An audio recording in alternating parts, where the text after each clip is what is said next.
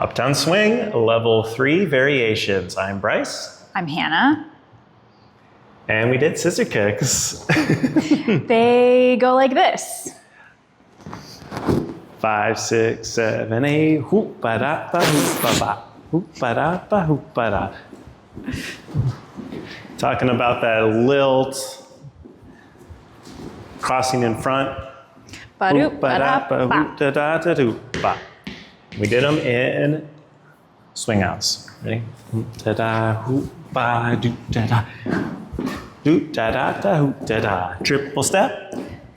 Hoop, ba-da, ba-doop, ba-da. Triple step. Hoop ba ha. All right, and then we asked, could you put it anywhere else? And we found the side pass.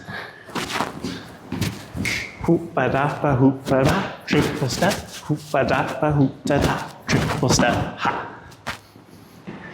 And then we did the double rock step or the ba-dum.